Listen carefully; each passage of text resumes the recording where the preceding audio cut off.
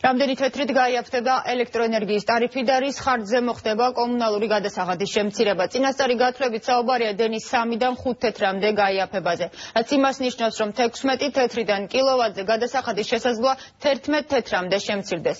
გაიაფება ელექტროგამანაწილებელი კომპანიების ხარჯზე მოხდება. ცვლილებები ტარიფში დეკემბრის ბოლომდე იგეგმება. ორი ენერგოკომპანიის მიერ წლობით შეუსრულებელმა ვალდებულებამ ტარიფში რეზერვი გააჩინა.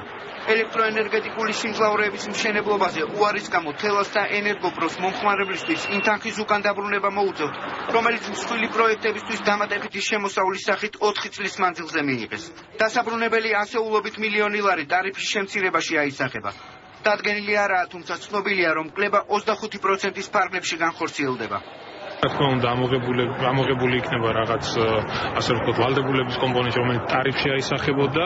თვითონ თბოსადგურის მშენებლობას რაც შეეხება მოგესწრებათ, რომ ინტერამ ვარი განაცხადა ამ თბოსადგურის მშენებლობაზე და თურქულ კომპანიას ჰქონდა აღებული ვალდებულება ჩვენ დროებით შევაჩერეთ ეს ყველაფერი. არ არსებობს უბრალოდ არც ტექნიკური, ეკონომიკური გათვლები ამ პროექტთან დაკავშირებით და ბევრი კითხვები გაჩნდა.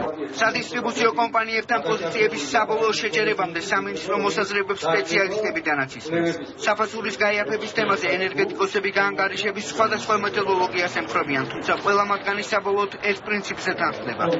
რეზერვი დისტრიბუციის კომპონენტია. რეზერვები ძირითადად არის გამანაწილებელი კომპანიებში. და ზოგიერთ ელექტროსადგურშიც.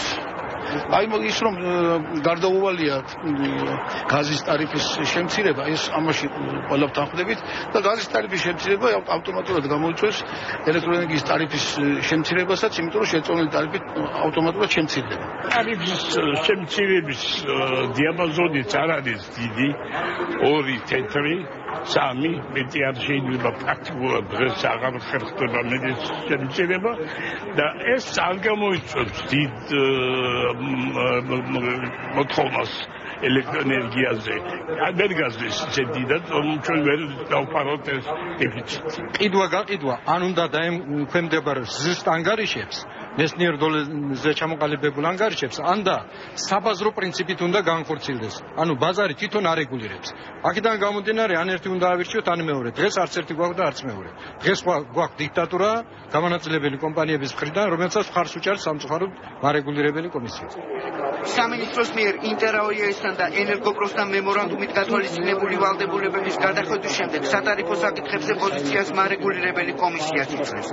იმ შემთხვევაში თუ მოხდება მიღწევა მოლაპარაკების ტარიფის შემცირებასთან დაკავშირებით ამის ნიშნები არის, რა თქმა უნდა, კომისია გაითვალისწინებს იმ ხელშეკრულებას, იმ მემორანდუმს, რომელიც არის დადებული სახელმწიფოსა და ინვესტორებთან და რა თქმა უნდა შესაბამისად მოხდება და ალბათ მოხდება შემცირება, მას უკვე ასახავს თავის დადგენილებას.